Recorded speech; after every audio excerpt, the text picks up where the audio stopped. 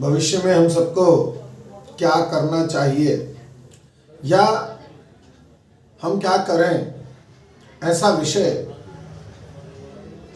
अपने विचार रखना चाहता हूं। जो भी बंधु मेरी बात से सहमत होंगे, मेरी उनसे एक प्रार्थना है कि वो इस वीडियो को पूरा देखें और इसे लाइक करें, शेयर करें, क्योंकि जिन मुद्दों को आज मैं आप लोगों के सामने रख रहा हूं, कभी ऐसे ही मुद्दे कश्मीर घाटी में भी रहे हैं।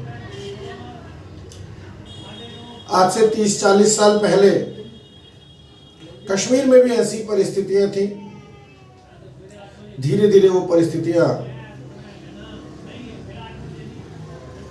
बदलती गईं और 1990 की घटनाएं हम सबके सामने हुई।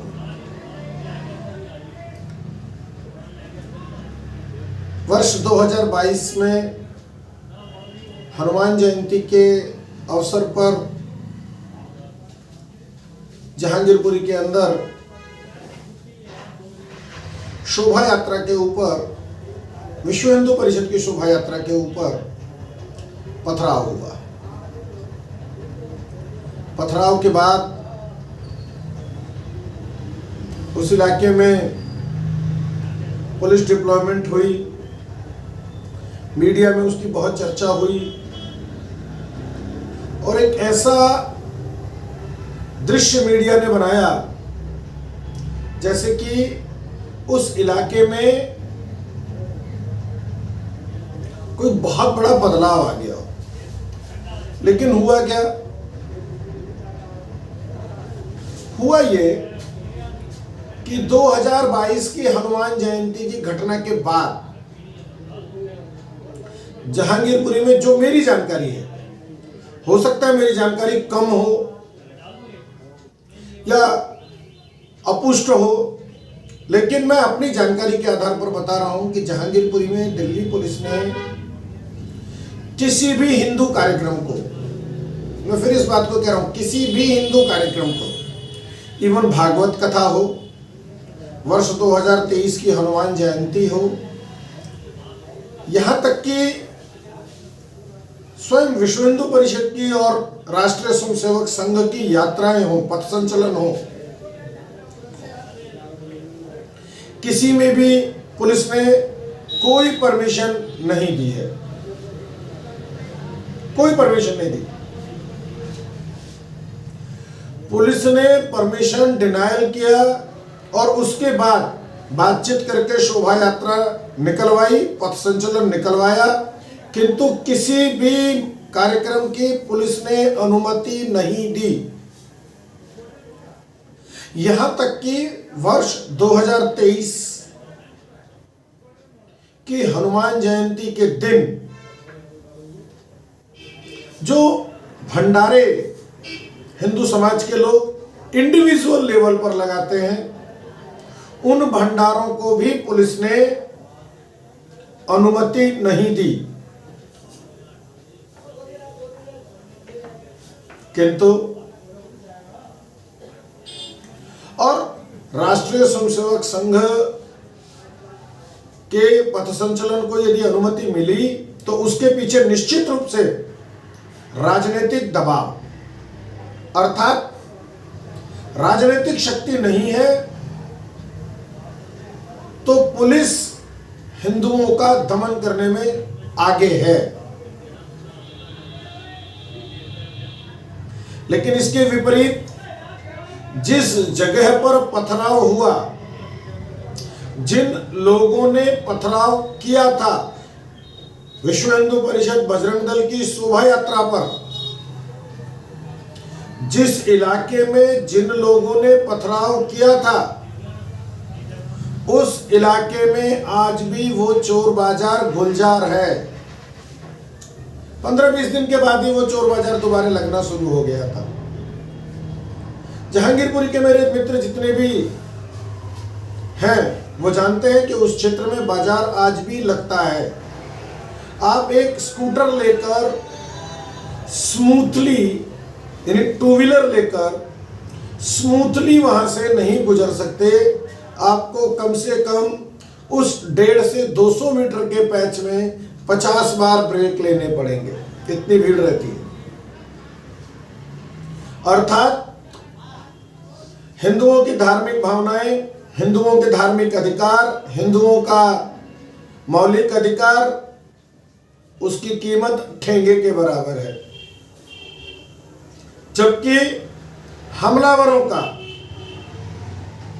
व्यापार और अवैध व्यापार, व्यापार नहीं अवैध व्यापार सरेआम चलता है।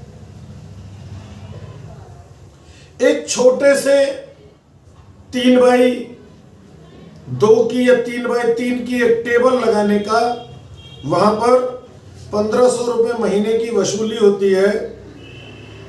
जो वहां के लोकल वसूली करने वाले लोग हैं वो वसूली करते हैं। पुलिस की जिप्सी वहीं से गुजरती है, एसएचओ साहब की स्कॉर्पियो गाड़ी वहीं से गुजरती है, एसीपी डीसीपी गुजरते हैं, एसडीएम गुजरता है, वहां की लोकल निगम पार्षद जो भारतीय जनता पार्टी के सुमन शर्मा, वह भी गुजरती है। लेकिन कोई कुछ बोलता नहीं है। कारण वो जो 1500 रुपए पर टेबल, और वो भी टेबल कितनी, 3x3 या 2x3 की टेबल, यानी टेबल बड़ी होगी तो पैसा भी बड़ा होगा। यदि किसी ने ठिया 6x8 का लगाया है तो उसका उसी हिसाब से रेट बढ़ेगा। ये सब वहां चलता है और ये सब ऐसा नहीं है कि पुलिस को पता नहीं है। वहां के डिवीजन अफसर को पता है, जो दिल्ली पुलिस का डिवीजन अफसर है, बीट अफसर को, डिवीजन अफसर को, एसएचओ को, एसीपी को, डीसीपी को, सबको पता है। एमसीडी की निगम पार्षद सुमन शर्मा, उसको पता है, एलआई होंगे उसको पता होगा। लेकिन गंदा है मगर धंधा है, और इस धंधे को चलाए रखने में सबकी जेब को फायदा है। इसलिए चाहे वो भाजपा के निगम पार्षद हो, चाहे वो एसएचओ हो, चाहे वो डिवीजन अफसर हो, चाहे वो बीट अफसर हो, चाहे वो लाइसेंसिंग इंस्पेक्टर हो, वो सारे काम उस इलाके में होते हैं जहां पर विश्व हिंदू परिषद और बजरंग दल की शोभा यात्रा पर पथराव हुआ था। कहते हैं विश्व का सर्वश्रेष्ठ, सबसे बड़ा अनुशासित संगठन है, लेकिन उस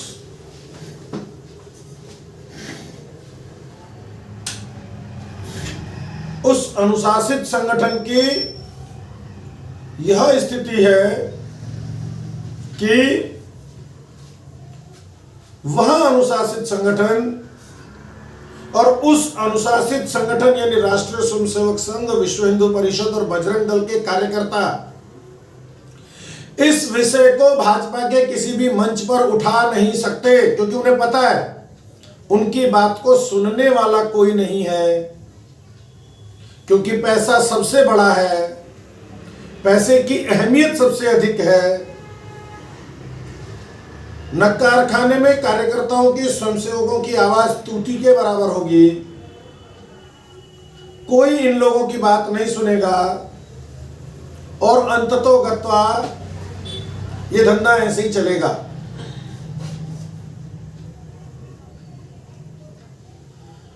मित्रों, केवल ये एक विषय नहीं है। जहांगीरपुरी में अनेक अनेक ऐसी घटनाएं होती हैं जो हिंदू विरोध की हैं, लेकिन बड़े संगठन अनुशासन के कारण जुबान नहीं खोलते और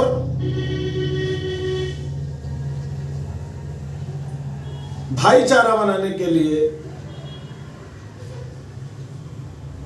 हिंदुओं को चारे के रूप में इस्तेमाल करवा देते हैं।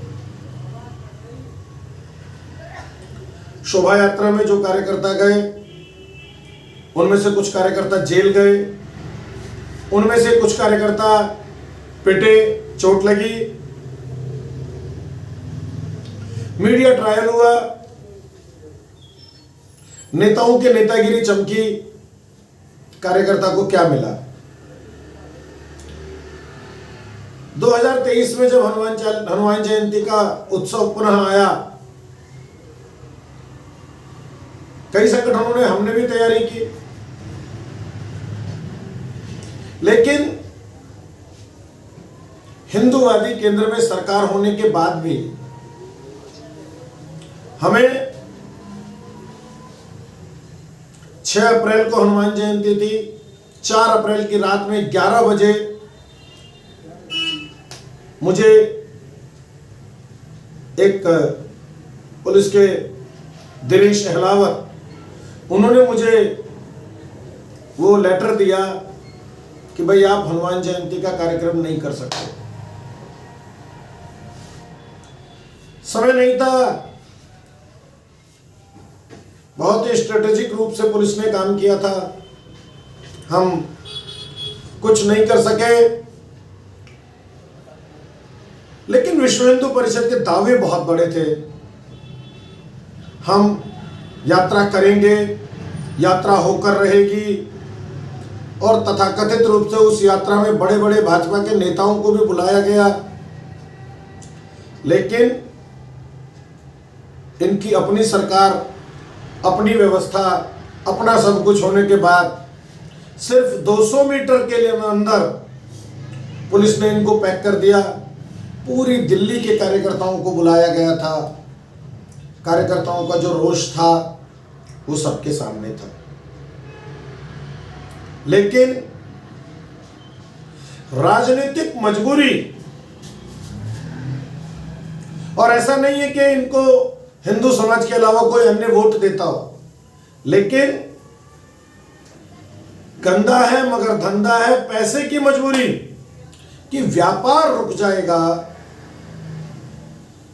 इसलिए हिंदुओं की अस्मिता से समझौता स्वीकार कर लिया, शोभा यात्रा नहीं निकाल पाए। जब उस दिन की घटनाओं को आप देखेंगे टीवी पर, अभी भी यूट्यूब पर मिलेगा, तो आप देखेंगे कि दिल्ली पुलिस के special commissioner law and order Shri Dipendra Pathak, उन्होंने कहा हमने परमिशन दे दी। इस सरेआम सफेद झूठ पुलिस का सर्वोच्च अधिकारी बोल रहा था कि हमने इनको परमिशन दे दी। यदि कोई परमिशन दी होती तो उसकी कोई प्रति तो हमें मिली होती। डीसीपी जितेंद्र मीणा, उन्होंने भी कहा, नॉर्थ वेस्ट डिस्ट्रिक्ट के डीसीपी जितेंद्र मीणा ने भी कहा हमने परमिशन दे दी। 50 मीटर, 100 मीटर, 200 मीटर की यात्राएं होती हैं क्या? विश्व हिंदू परिषद की यात्रा में 1000 से अधिक लोग थे। अब ये हजारों लोग जुटे हो तो 200 मीटर में तो ये लोग ही फैले थे, तो 200 मीटर में इनकी यात्रा क्या निकली होगी? लेकिन सत्ता का दबाव, सत्ता की राजनीति, ये सब लोग पीछे हट गए। परिणाम, आज जहांगीरपुरी के जितने एंट्री पॉइंट्स हैं, इन सभी एंट्री पॉइंट्स पर आप निकल करके देखें, बांग्लादेशियों का कब्जा हो गया।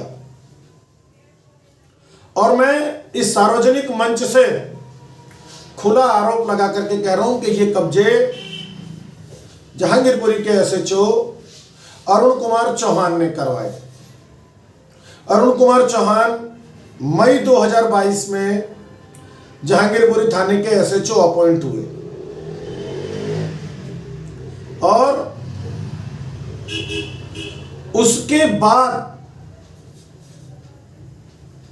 चारों तरफ झुग्गियां, कबाड़ ये सब इकट्ठा होने लगा, झुग्गियां बनने लगी। और ये आरोप, मेरे आरोपों की जांच किसी एजेंसी से कराने की जरूरत नहीं है। मैं, जितने भी मेरे मित्र इस वीडियो को देख रहे हैं, मैं उन्हें निवेदन करता हूं कि गूगल मैप खोलिए। गूगल मैप खोलकर आप 2022, क्योंकि 3 वर्ष का रिकॉर्ड गूगल मैप पर होता है, आप 2022 मई उसी स्थान का गूगल मैप चेक करिए जो मजलिस पार्क मेट्रो स्टेशन के नॉर्थ में सारी जमीन पड़ी है। उस जगह पर एमसीडी फ्लैट्स के सामने आउटर रिंग रोड के वेस्ट इस पूरे इलाके को आप चेक करें तो आपको पता चलेगा कि मई 2023 तक, मई 2022 में उस स्थान पर किसी भी प्रकार का कोई कब्जा, किसी भी प्रकार का गार्बेज कलेक्शन, किसी भी प्रकार की झुग्गियां उस इलाके में नहीं है। लेकिन मई 2022 के बाद वहां पर यह सारा कूड़ा, करकट, गार्बेज, झुग्गियां ये सब बढ़ती चली जाती हैं।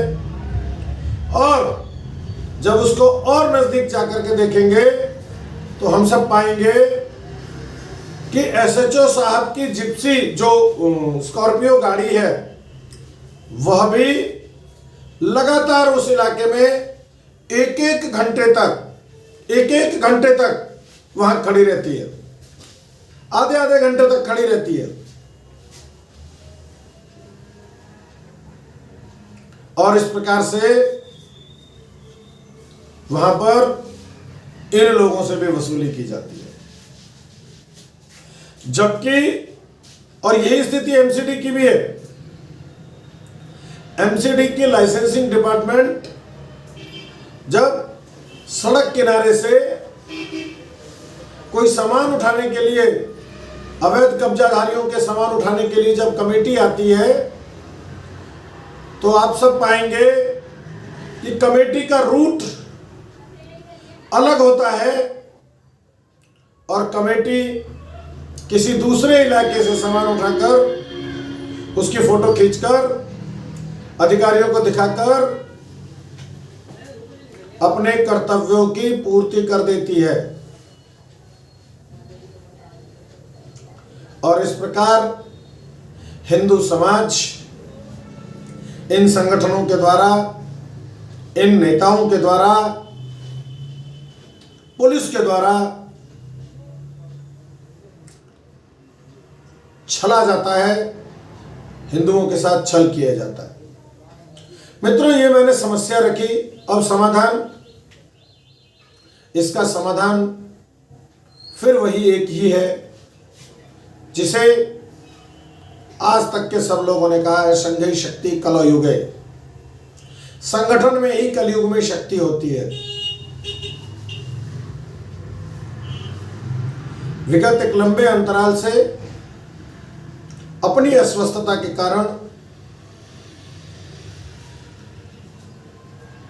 संगठन का विस्तार हम नहीं कर पाए। संगठन लचर होता गया, संगठन ढीला होता गया, संगठन की शक्ति कम होती गई। लेकिन इस लंबी अवधि के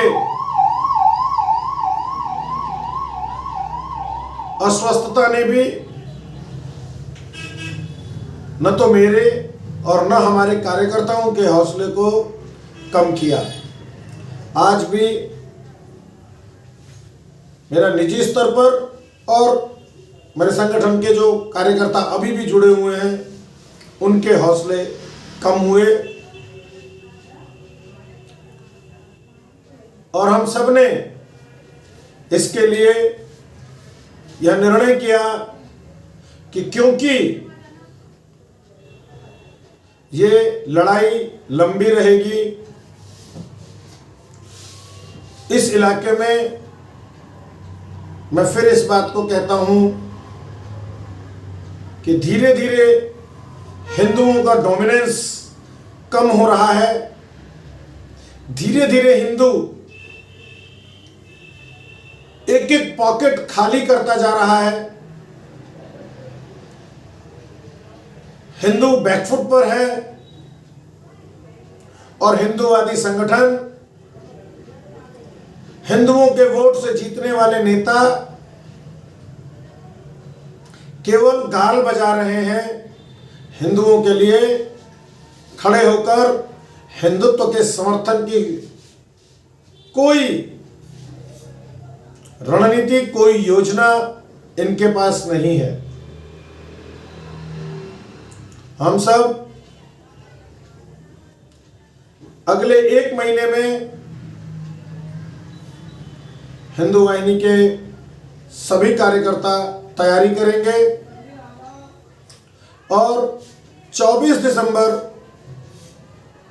रविवार के दिन हमारे 2 वार्ड नंबर 8 और वार्ड नंबर 16, इन 2 वार्डों में विशाल कार्यकर्ता बैठकों का आयोजन होगा।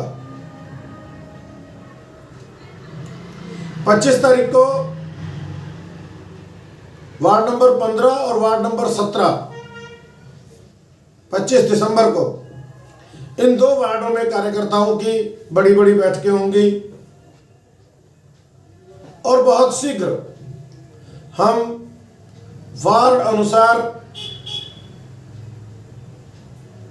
सभी वार्डों में, सिविल लाइन जोन के सभी वार्डों में कार्यकर्ता सम्मेलन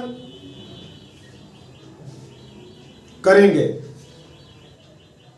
क्योंकि स्थानीय स्तर पर हिंदुओं की आवाज उठाने वाला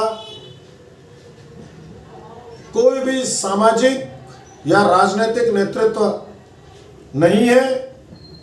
इसलिए हम सब प्रत्येक वार्ड से ऐसे नेतृत्व को पुनः खड़ा करेंगे। इस कार्य के लिए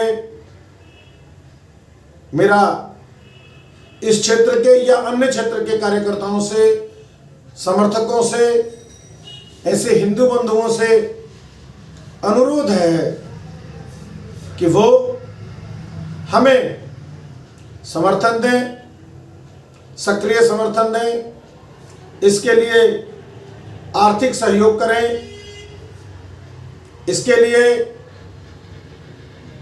शारीरिक सहयोग दें, समय का दान दें। जिन कार्यकर्ताओं के पास समय है, जिन बंधुओं के पास समय है, वो 1 घंटा प्रतिदिन समय का दान दें। जो समय नहीं दे सकता वह आर्थिक सहयोग दे, चाहे वो भले 100 रुपये मासिक हो, 200 रुपये मासिक हो या इससे अधिक हो, लेकिन वह आर्थिक सहयोग करे, समय का सहयोग करे। सबसे अधिक आवश्यक समय का सहयोग है,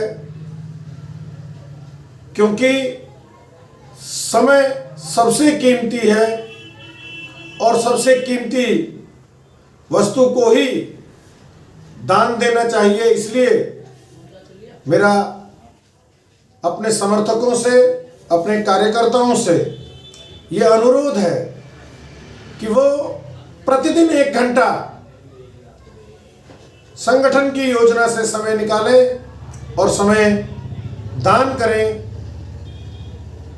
यह दान वास्तव में हम किसी अन्य के लिए नहीं, बल्कि अपनी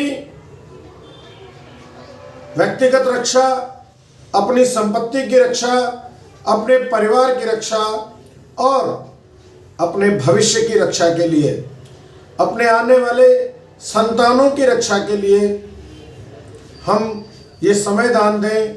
क्योंकि जिसके लिए हम जितनी अधिक कीमत चुकाते हैं वह वस्तु उतनी ही अधिक मूल्यवान होती है और हमारा भविष्य सर्वाधिक मूल्यवान है। इसलिए अपने भविष्य को सुरक्षित रखने के लिए हमें अपने सबसे कीमती समय को देना चाहिए। इतने निवेदन के साथ मैं आप सबको एक बार पुनः धन्यवाद देता हूं और आप सबसे ये आग्रह करता हूं कि इस वीडियो को आप अधिक से अधिक कार्यकर्ताओं तक, अधिक से अधिक मित्रों तक, अधिक से अधिक समर्थकों तक, अधिक से अधिक परिचितों तक शेयर करें। अपने WhatsApp group, Instagram, Twitter handle या फेसबुक के सभी ग्रुप्स, सब जगह इसको शेयर करें, लाइक करें। धन्यवाद। जय श्री राम।